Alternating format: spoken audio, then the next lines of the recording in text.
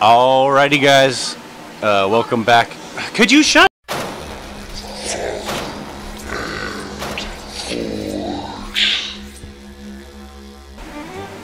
Alrighty guys, welcome back to the workshop, except this isn't the workshop, this is my kitchen. So, the reason we're in the kitchen is because I'm about halfway through tempering this knife, the little EDC I'm making for my wife, and I'm trying to figure out how I'm going to darken up the rock pattern. So I had two ideas that I think are going to work. I'm going to do an oil rub while we're in temper, because it's hot enough it should take an oil rub. If not, we'll go to plan B, plan 2. We'll go to plan B, and that is to do some electro etching in that pattern post temper. But I'm hoping that this darkens it up enough to where I won't have to do that. So let's go ahead and do that real quick here. We're starting out with action. So right off the bat, putting on a rub here.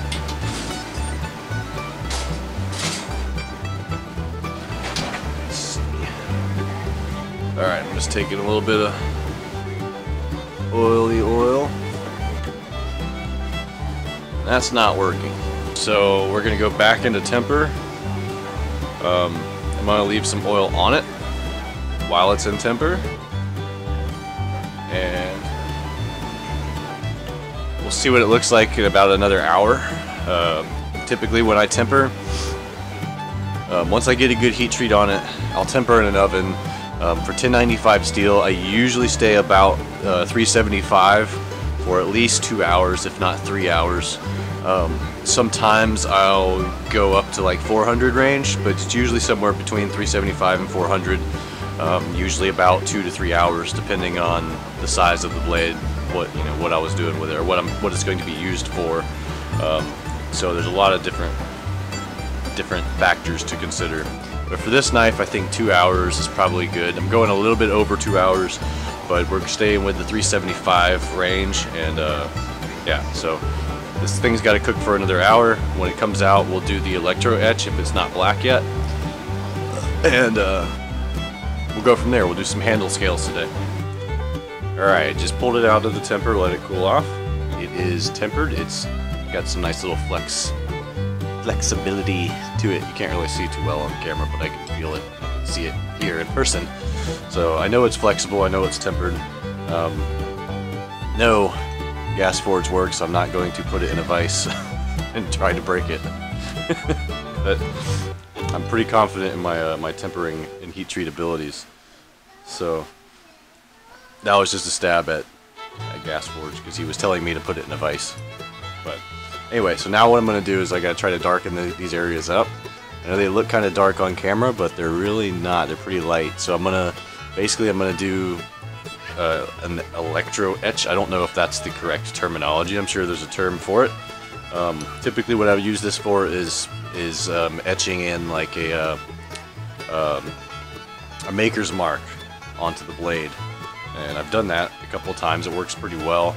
I need to make some more tools for that process, but I can show you. I'm show you how I'm going to do it this way. This is like the most basic of the basic way to do it, and it works pretty phenomenally well. So pretty phenomenally. So this is the process. Got a car battery charger set on 12 volt 6 amp. I'm gonna hook our positive up right there. Now this here, so this is a solution that's made of vinegar, water, and salt. It's basically an acidic mixture that when it takes the current through it, it's going to actually start burning through the metal, hopefully darkening up the spots that I want to darken. If you hear any noise in the background, that's my daughters being loud.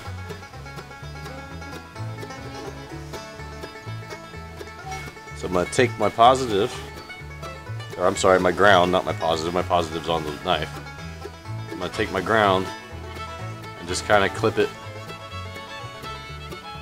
onto the Q-tip. Now, when I touch this to the metal, it should start to etch. And I'm an idiot. I don't have it plugged in. Okay, now when I do this, it should start to etch. Liquid.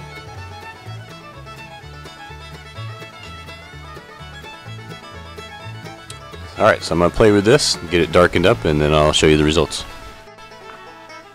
Okay, so that worked to some extent on some parts of the blade, but I still have a couple spots, like right in here, that just will not take that darker pattern. This side looks pretty good. I like how that side looks. This side, a little too light. I might try, it's my last resort, I'm going to try a low heat oil rub. And if that doesn't work, we're just going to move on. Alright, so now we're actually in the workshop. We're going to go ahead and I'm going to slightly heat this thing up very carefully. And I'm going to see if I can get the oil rub to stick. If it does, great. If it doesn't, I'm just moving on. My wife's happy with it, so it'll be okay, but I'm not happy with it, so we're going to try.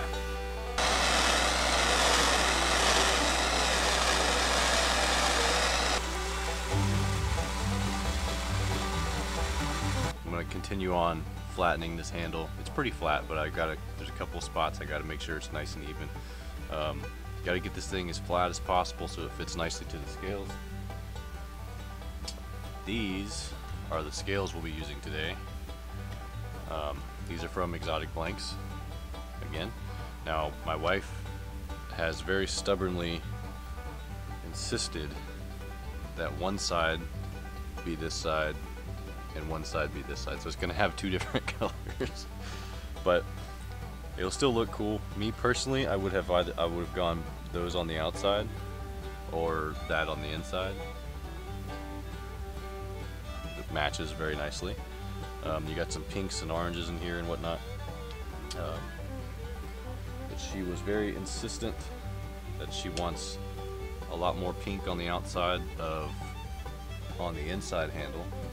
So when you're holding it, it'll look like that, and then that'll be the outside with pinks toward the back, but mainly blue up in the body. So that's what she wants, so that's what she gets, and yeah, here we go.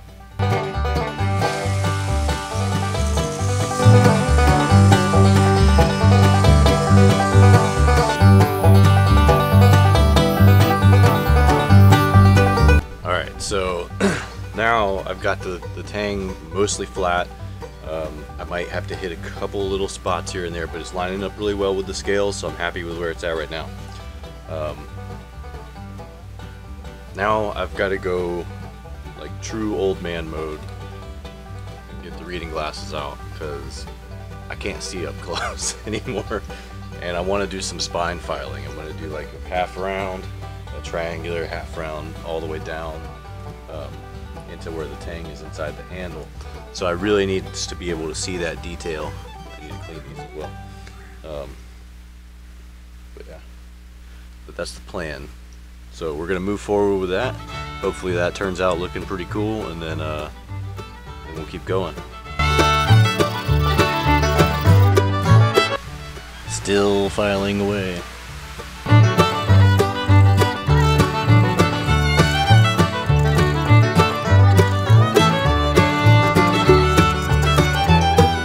Alright, let's clean that die come off and see what we got here.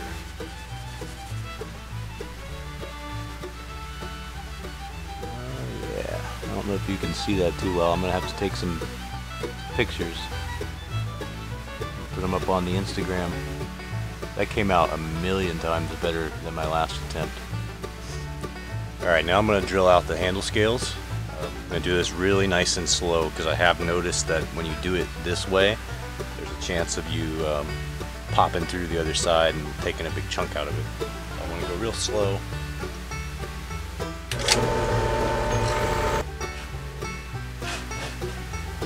No issues, worked perfect. Looked like a charm. we are good to go. Got everything fit up. I'm gonna cut these pins down.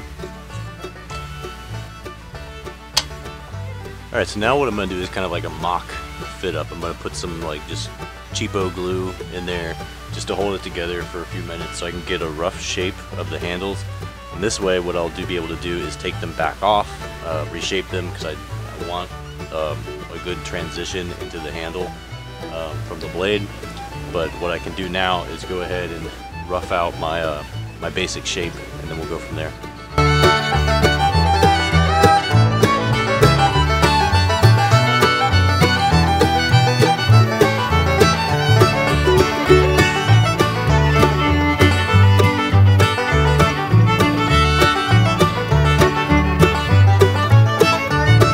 Alright, so here's where we are now.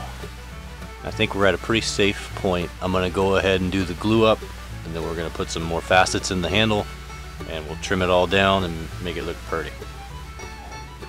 I'm trying to keep this pink in here. It's a lot thinner of a layer, and I was trying to explain to my wife that the scales weren't meant to be oriented like this, but you know how women are, so. I've upped my epoxy game since the last video, so I've got a little stand set up here, duct tape layered here. I'm going to mix my epoxy right here, and basically squirt it on here, pop pins in, blade, handle, boom, bam. Got my clamps sitting here all ready to go. This is 5-minute epoxy anyway. It's not like it's going to set up immediately. Actually, instead of using like the store-bought crap that's in the plunger tube that mixes when you squeeze it, I got this two-part system. This gives you a little bit more control of how much of each one you're getting. It's supposed to be a lot better to use, so I'm going to go for this and try this time.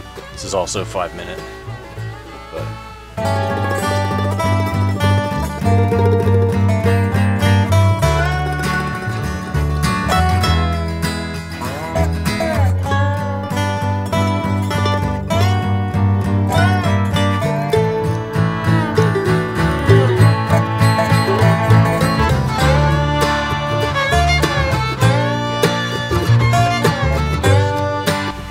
And back to the grind.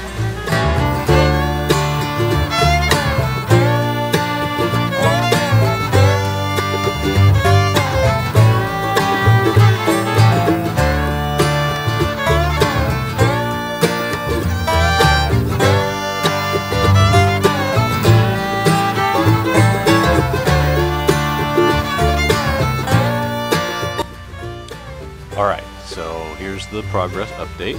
This is where we're at. Got some nice little faceting in there. I think it looks pretty cool.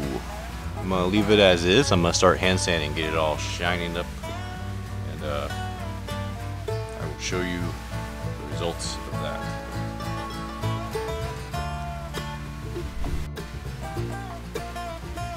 Alright, we're at a pretty good place here. Really liking it. Just gonna hit it with a little boiled linseed oil. Alright, let's take a look.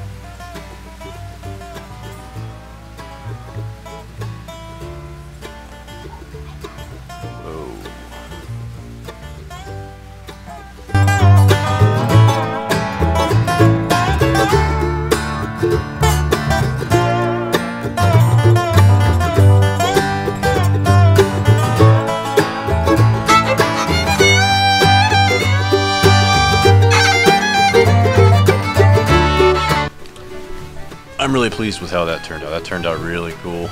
I like the blade shape, I like the rock pattern, and that handle. That's my best handle yet. So I really like that. That was really fun to make. It's nice and sharp now too, so I'm gonna give it to the wife and hope she likes it. So as always, I appreciate you guys watching. Check me out on Instagram, check me out on Patreon.